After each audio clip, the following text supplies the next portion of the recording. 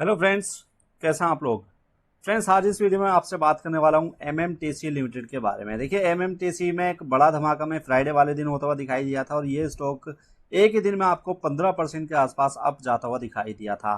तो बात करेंगे एमएमटीसी में कि क्या ऐसे सिनेरियो एमएमटीसी में बनते हुए दिखाई दे रहे हैं, और चार्ट के ऊपर हम समझने की कोशिश करेंगे कि आने वाले दिनों में क्यों अपसाइड इस स्टॉक में हमें देखने को मिल सकती है।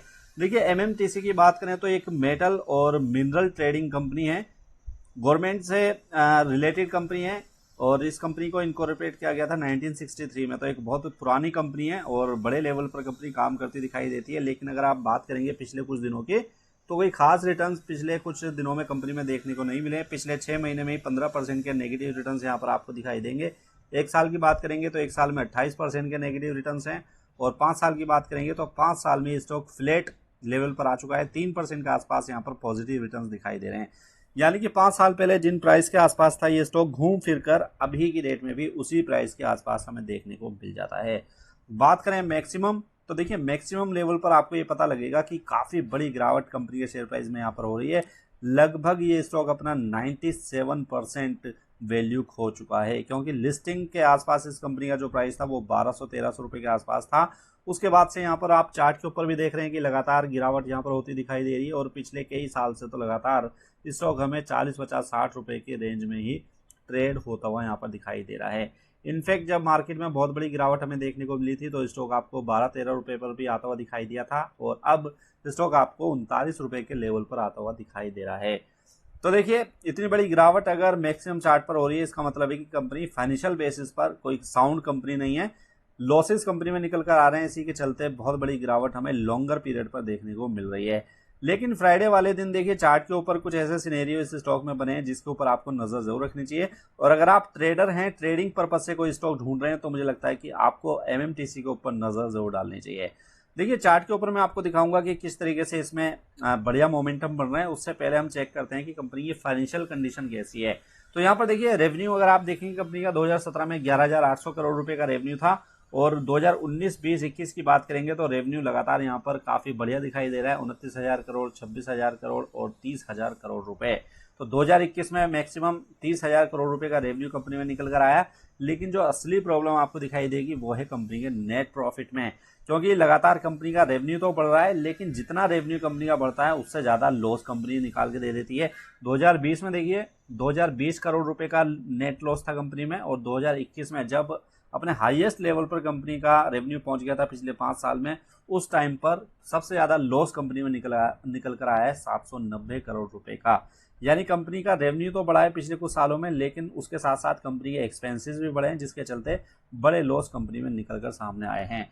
एक और नेगेटिव पॉइंट अगर आप चेक करेंगे कंपनी में, तो कंपनी की डेट टू इक्विटी रेशियो, यानी कि कंपनी के ऊपर डेट कितना है, देखिए 2021 में डेट टू इक्विटी रेशियो बढ़कर 24.52 पर आ चुकी है। तो एक बहुत बड़ा डेट कंपनी के ऊपर बना हुआ है, जिसके चलते कंपनी फाइनेंशियल बेसिस पर अगर आप देखेंगे तो साउंड कंपनी आपको दिखाई नहीं देगी।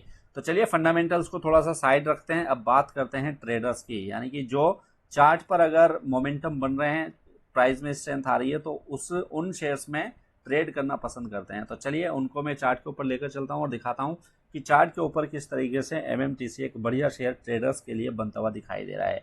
अब देखिए, अगर आप फ्राइडे वाले दिन की बात करेंगे तो फ्राइडे वाले दिन एक बड़ी ग्रीन कैंडल आपको यहाँ पर दिखाई दे रही है, और ये जो बड़ी ग्रीन कैंडल बनी है इसने 21 डेज का ईएमए ब्रेक किया है। यहाँ पर आप देखिए, जो रेड लाइन आपको दिखाई दे रही है ये है 21 डेज का ईएमए।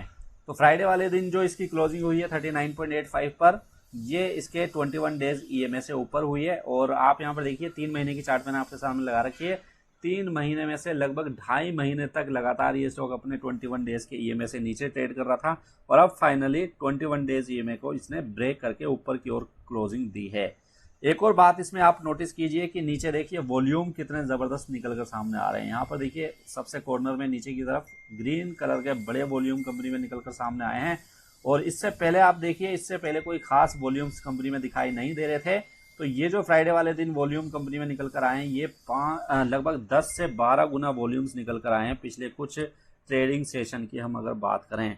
तो आपको पता है, अगर आप टेक्निकल बेसिस पर किसी कंपनी में इन्वेस्ट ट्रेडिंग करते हैं तो आपको पता है कि जब भी किसी कंपनी के शेयर प्राइस में बड़ा उछाल देखने को मिले और साथ में बड़े वॉल्यूम्स निकल कर आए तो वहां पर मान के चला जाता है कि अगले कुछ दिनों तक मोमेंटम इसमें कंटिन्यू रह सकता है, और वही सिनेरियो हमें एमएमटीसी में भी बनता हुआ दिखाई दे रहा है। साथ में आरएसआई के ऊपर भी नजर डालिए। अब आरएसआई कंपनी का 54.72 पर पहुंच चुका है, यानी कि 50 से ऊपर अगर आरएसआई जाता है तो हम मान के चलते हैं कि प्राइस में स्ट्रेंथ आ रही है और स्टॉक में जो मोमेंटम है कंटिन्यू रह सकते हैं। तो ये जो सारे सिनेरियो बन रहे हैं एमएमटीसी में पॉजिटिव बन रहे हैं, और हम मान के चल सकते हैं कि अगले कुछ दिनों तक कम से कम अगले 10 या 15 दिन में जो मोमेंटम है वो पॉजिटिव बने रहेंगे, और यहाँ पर आप इसमें फ़ायदा उठाकर चल सकते हैं। अगर आप बात करें कि अगर आपको ट्रेडिंग करनी है तो स्टॉप लॉस आपको क्या रखना है, तो स्टॉप लॉस वही रहेगा, ये जो बड़ी ग्रीन कैंडल बनी है इसका जो लोअर पॉइंट है यानी कि 35 रुपीज़ का जो पॉइंट है, इसको आप अपना स्टॉप लॉस लेकर चल सकते हैं। यानी कि 35 रुपये के लेवल्स को अगर इसने ब्रेक कर दिया नीचे की ओर तो आपको फिर इस स्टॉक में से लॉस बुक करके निकल जाना चाहिए, और ऊपर की ओर जो टारगेट हैं वो आराम से 8-10% के मुझे लगता है कि अगले कुछ दिनों में आते हुए दिखाई दे सकते हैं। तो इस तरीके से अगर आप अपने कोई ट्रेडिंग किसी स्टॉक में करना चाहते हैं तो एमएमटीसी एक अच्छा स्टॉक आपके लिए हो सकता है। बाकी आप खुद भी देखिए चार्ट पर इसको चेक कर सकते हैं। ये ज़ीरोधा की चार्ट है, अगर आपका डीमेट अकाउंट ज़ीरोधा में है तो आप इस चार्ट को आसानी से यूज़ कर सकते हैं। काफ़ी शानदार चार्ट है, मैं अक्सर इसको यूज़ करता हूँ। अगर आपका डीमेट अकाउंट ज़ीरोधा में नहीं है तो इस वीडियो के डिस्क्रिप्शन में हमने उसका लिंक दे रखा है, वहाँ से आप अपना डीमेट अकाउंट ज़ीरोधा के साथ ओपन करके इस चार्ट को यूज़ कर सकते हैं और खुद भी टेक्निकल एनालिसिस कर सकते हैं। तो चलिए, उम्मीद करता हूँ आपको ये वीडियो अच्छी लगी होगी। वीडियो अगर अच्छी लगी है तो इसको लाइक करना मत भूलिएगा, और साथ में अगर आप हमारे चैनल पर नए आए हैं तो मार्केट पांडा को सब्सक्राइब जरूर कीजिए, क्योंकि ऐसी इन्फॉर्मेशन हम आपके लिए डेली बेसिस पर लेकर आते रहते हैं। तो चलिए, मिलते हैं नेक्स्ट वीडियो में। Good bye.